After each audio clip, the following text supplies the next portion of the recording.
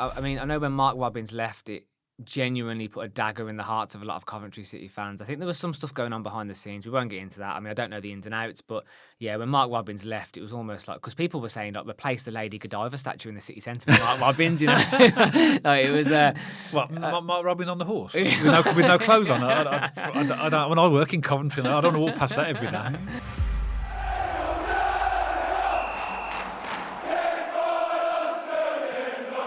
So welcome back to BCFC Royal Blue. And as we promised in the post-Cambridge match video, we are going to be still producing content over the course of the summer. And as we're now a championship team, we thought we'd come with a little bit of something different and do a two-part series. And we're going to do the championship playoff review and we're going to do the League One playoff review as well. So Dad, we've got some exciting games coming up. And as we're now a championship side, these are relevant to us. What are your thoughts on the upcoming games? Well, firstly, it's nice to be back, isn't it? Back into the Championship. It's nice to dip our toe back into the Championship water, so to speak, and actually talk about the league that we now will be in next season. And so, big welcome to fans of Bristol City, Sunderland, Coventry, and Sheffield United.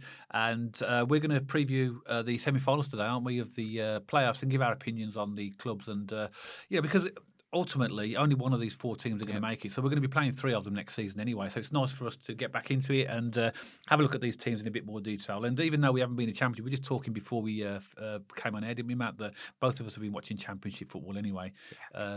So we obviously will know a little bit about these teams. So should we start off? Did you say you want to start off with the Bristol City game? Bristol City versus Sheffield United? Did you want to just give us the dates out of the games coming up as well? I think that's quite a good start to do as well. Because obviously we have Sheffield United versus Bristol City and we also have Coventry against Sunderland as well. Yeah, so the first fixture is actually Bristol City versus Sheffield United. That's on Thursday, May the 8th. So that's a couple of days' time. So it'll kick off at 8 o'clock.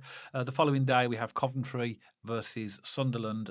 That's also an 8 o'clock kick-off on the Friday. And then the second legs are, the first one is Sheffield United against Bristol City. That's on Monday the 12th, kick-off at 8 o'clock. And then we have the following day, the final sort of game in these semi-finals of the playoffs, Sunderland versus Coventry. So that's on Tuesday the 13th at 8 o'clock. I must admit, Dad, when you look at the Championship, League One and League Two, that Coventry-Sunderland fixture is going to be absolutely immense over the course of two games. It's going to be great. That's the one I've got my eyes on and I'm looking forward to the most, I must admit. But let's get into Sheffield United versus Bristol City, Dad, as a start to the podcast. And, fair play to Bristol City. I think they've done absolutely fantastic. And, I saw some videos on social media recently about their sort of the pitch invasions and all the celebrations. And there were some comments in the below the video saying, how timper or how sort of, small club mentality or whatever. But actually, I loved it. I thought it was fantastic. Bristol City, there's an ongoing joke, isn't there? Bristol City and Preston seem to be the two teams that finish in that sort of 10th to 12th, like clockwork, every single season. They're just a bang-on mid-table championship teams. And I know Preston have sort of dropped down this season, but fair play to Bristol, I mean, in a selfish way, I hope they don't go up because I love going to Ashton Gate. It's one of my favourite away fixtures of the season. But, no, in all seriousness, fair play to them, Dad. They've done had an incredible season. And, looking forward to this game. And, Sheffield United, we know now, are... I was going to say an established championship team. They're not, are they? They're a yo-yo team. They're in that classic club now, which goes up and comes down. And, a lot of Sheffield United fans will admit last season they were kind of the cannon fodder of the Premier League. They didn't have a good season. Almost every week when I tuned in, it felt like I was reading 4-1 loss, 5-1 loss, quite big defeats in the Premier League. And, when you think about yo-yo, I think Burnley, Sheffield United, in the old a couple of years ago, West Brom, Norwich, those kind of clubs that go up and come down quite regularly. And I feel like Sheffield United are in that club now. But, there's not much. You're going to come to the stats in a minute, Dad. They're head-to-heads this season.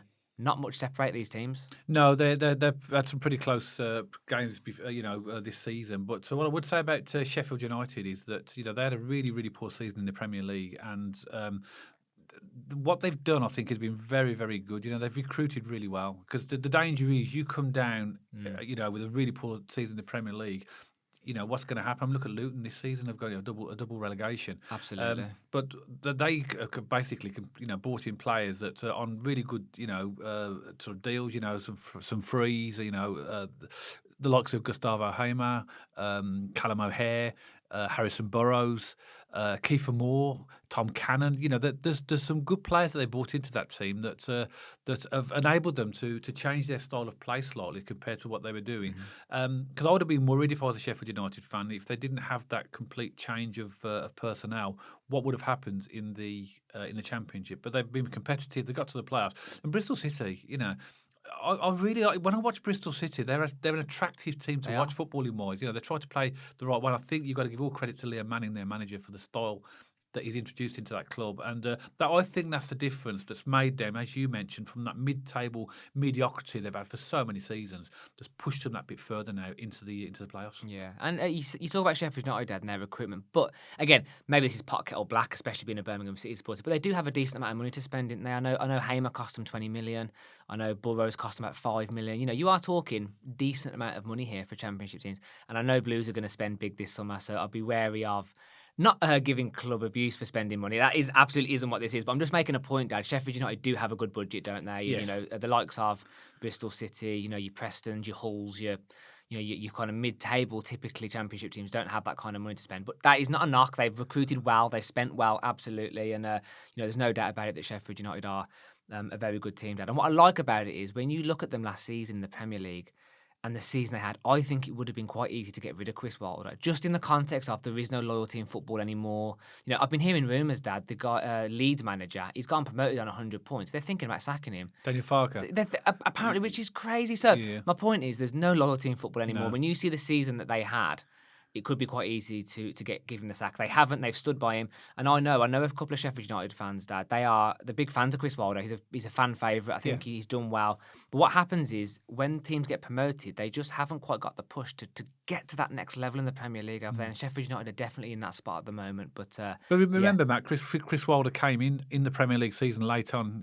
So they was already in trouble when he came in. So he wasn't wholly responsible for them. No, getting of course relegated. he wasn't. And I think that's probably why. And as you say, he's a Sheffield United man, isn't he? That's his club, and that's why he's got that connection with the fans. You mentioned earlier as well, Matt, about these two teams. Their two meetings so far when they've played each other this season have been very, very close. Yeah. Bristol City lost at home actually to Sheffield United, and they've got a decent home record, but they lost that game 2-1. And at Bramall Lane, it was a 1-1 draw. So there's only one goal separating them in all their fixtures. Now with Bristol City, you would never have known that they were going to really challenge it. At the start of the season, it looked like another mediocre season. In fact, they drew 7 of their first 14 games, only won 3 of them, and then they obviously started to pick up results. So they've been consistent enough to just get that final push, and it's really in the last month that they've made that push for the playoffs. It's a 17-year drought, isn't it? It's been 17 years since they made the playoffs, and as I said, Bristol City have become that classic mid-table Championship team. So, just want to re-highlight, fair play to them for cracking on and pushing on now and making the playoffs. They've done well, haven't they? And it's about time that somebody like Bristol City got into the playoffs, really, isn't it?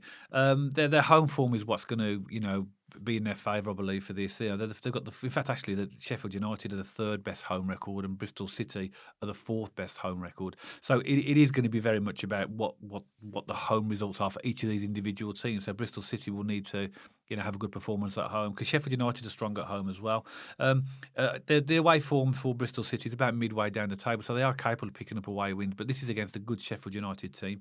They're the 7th highest scorers in the Championship, Bristol City, scoring. Let me have a look, put my glasses on for this. Scoring 59 goals in 46 games, and they've got a good defence as well. They've only conceded 55. In the Championship, which is about 8th. So, good stats, but then unsurprising given the fact they're in the playoffs. Anis Mehmeti is their top scorer with 12 goals, and then Naki Wells, he's a proper solid professional, isn't he? 10 goals, he's been around. Next after that is Scott Twine, big drop to 5 goals. So then, and it's the same with Sheffield United. If I could very quickly just run to their top scorers and show you that neither team, Bristol City or Sheffield United, have what you classify as a prolific goal scorer. Tyrese Campbell, isn't it, for them? 10 goals. 10 goals, yeah. And Gus Hamer on 9, is it? He's on 9, yeah. Good, yeah. And a player I really like, I've watched him a few times, he's their 3rd high scorer, Raksaki. He's their right wing. He's fast, really, really fast. He's got 7 goals. So again, it's one of these where you haven't got this sort of outstanding sort of goal scorer, but each of them are teams like that are dangerous though, Dad, because they spread the goals around, so anyone can score at any time. And when teams are together, it really does create that atmosphere where, as you said, anyone can kind of put the ball in at any given time. So, yeah, I mean, Sheffield United, as you've highlighted, Dad, Gus Hamer, I really like him. I live in Coventry, surrounded by Coventry fans. And they spoke really highly about him when he was at Coventry. So when we were back in the Championship for that season, when Cov made the playoffs last time and the season after, I did pay special attention to Gus Hamer, and he's a good player. He's a very, very good player. He's a good player. Tyrese Campbell heads on 10 goals, and I love Harrison Burrows. Yeah, he's left back. Got him from Peterborough, didn't they? Quite big money. I think it was $5 million they spent on him.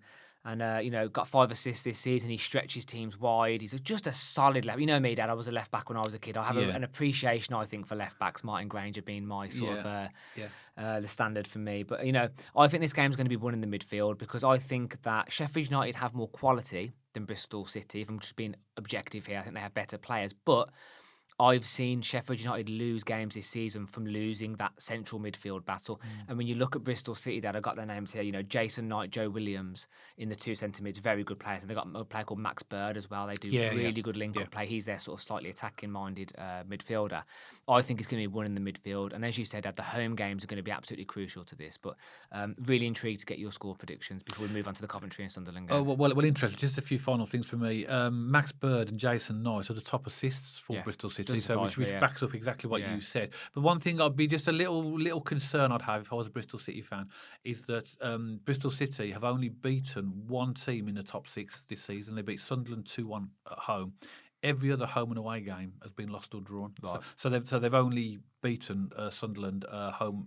This is different now, though, Dad. It's the playoffs. It is. It's kind of like the cup element, isn't it? Anything can happen in the playoffs. We've seen, again, we're not going to go into Birmingham's history here because we've had some stonkers over the years, haven't we? But anything can happen in the playoff semi-final or final. So what are your thoughts, Dad? What's your score predictions? Give us an overall. Give us a home and an away. Bristol City obviously at home first, aren't they? Against Sheffield United. Let's get the outcomes and then your final. Well, again, as we know, that there's not too much in this game, and sometimes these playoff games can go 2 ways. They can either be very cagey, or they can be very open. I think this would be a cagey one. I know that both teams have the ability and they can play really, really good football, but there's so much at stake in this, isn't it? It's a place at Wembley and a potential place in the Premier League. I think Bristol City will narrowly win at home. I'm going to go 2-1 Bristol City at home. And then I'm going to have exactly the same score in the reverse fixture, but Sheffield United 2, Bristol City 1, and I think this will go to penalties. At Bramall Lane? At Bramall Lane, and it's a lottery then. So just on the basis of that they finished 3rd, I'm going to go for Sheffield United to win on penalties. Interesting. So I've gone for the same outcome, but I've gone for a different route there. So I've gone for a Bristol City 1-0 home win. As I said, I think it'll be cagey. I don't think there'll be many goals. I think it'll be a battle of the defences to some extent, being that first leg of the playoff semi-final.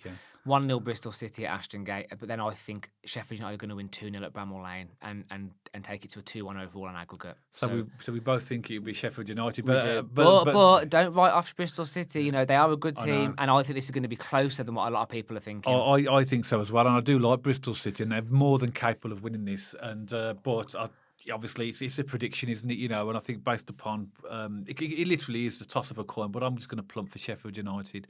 Okay, then that brings us on to the second of the semi-finals, which is Coventry in the first leg at home to Sunderland. This is the one for me, Dad. I think this is going to be 2 legs of absolutely cracking football, and fair play to Frank Lampard here, Dad. I know when Mark Robins left, it genuinely put a dagger in the hearts of a lot of Coventry City fans. I think there was some stuff going on behind the scenes. We won't get into that. I don't know the ins and outs, but when Mark Robins left, it was almost like, because people were saying, replace the Lady Godiva statue in the city centre with Mark Robins, It was Mark Robins on the horse with no clothes on. When I work in Coventry, I don't walk past that every day. But he was that loved by the fan base, Mark Robins. He definitely struck a chord. So when Frank Lampard came in, I think it was quite controversial. And I want to say something on Frank Lampard before we start, because people throw him in the same category as Rooney and Gerrard and Scott Parker. Scott Parker's a decent manager, to be fair, but when you think about Rooney and Gerrard, he's miles above them. He's actually a decent manager. He got Derby into the playoffs on that season. He had them. He did do a few caretaker appointments for Chelsea and stuff. So I think Lampard's actually a semi-decent manager, to be honest. I think he's still to prove himself over the longevity, over the course of his career, but he's young. For a manager, he's young, so fair play. He's took them from 17th to 5th, and they're having a really good season. And Sunderland as well, Dad. They've had a great season. Definitely the Sheffield United syndrome, though. I think they had a really good start. They got off to an absolute rocket ship, and then middle to late, I wouldn't say tailed off. That would be unfair because they're in the playoffs, but they haven't picked up the same results they did at the start of the season or something. But don't get me wrong, two great teams. This is going to be a great fixture, and I'm really looking forward to it. Yeah, I agree. I mean, both of them are fantastic sets of fans as well. Yeah. You know, we know the Championship very well because we spent 13 years in there before we got relegated. So we've come across these teams many times, haven't we? Yeah. And we always have good banter with both sets of fans, don't we? I still don't. It's been a while since we've won at the CBS. Me and you have been to the last couple, and I really want to go there next season if they don't win the playoffs. And I was going to say they might be in the Premier League, so you might not get a chance, mate. If they don't, I want to go to the CBS and actually win a game there next season.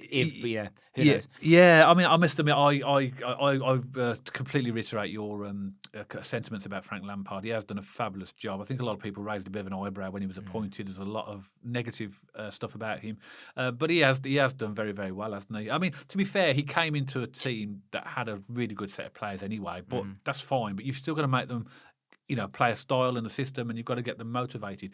My one worry would be is for Sunderland. Is there, you like to come into the playoffs with momentum, but they've lost the last 5.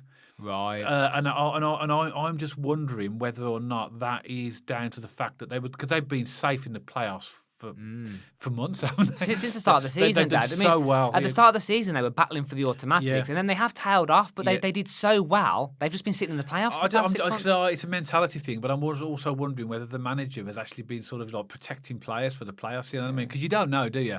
But I wouldn't want to go into the playoffs on the back of five straight defeats. Just to let you know what those defeats are in the last 5 games. So going back to the 12th of April, they lost 1-0 at home to Swansea.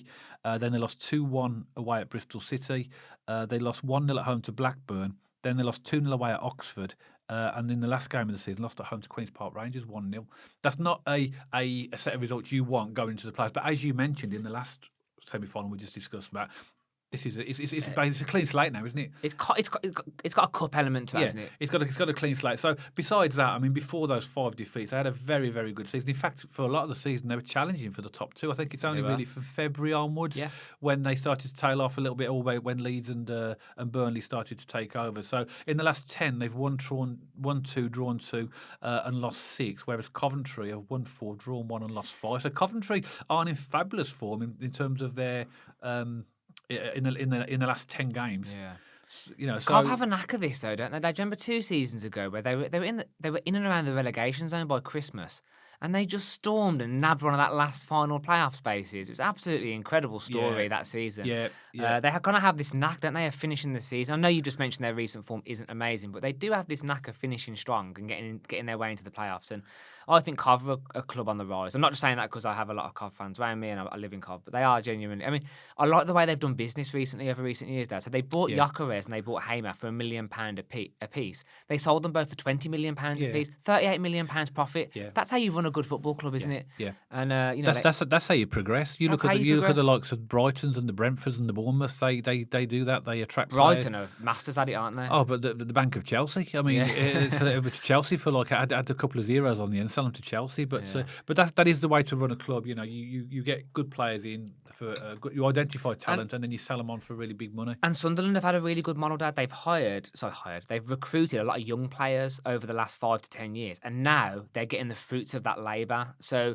they are a team. Again, I think Sunderland and Coventry, this game isn't going away. So whichever one doesn't get promoted this season, these are 2 teams who are going to be hovering around the playoffs now for the foreseeable future, in my opinion, because they've done good recruitment. They've set themselves up now to future-proof themselves. I think Sunderland and Coventry, not to be cheesy or steal our own, but I think they're 2 clubs on the rise.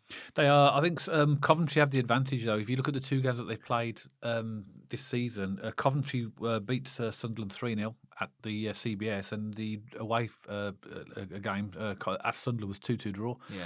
So Hadji Wright scored a hat-trick, I believe, at the CBS, Dad. I can't remember that, He but did, it just shows you that they're 2 teams that obviously know each other. Looking at their I'll put my glasses on there. So if you look at the Coventry's place in the league form table, they're not doing too well at the moment because in the last 10 games. But their home record is the 4th best in the whole of the Championship.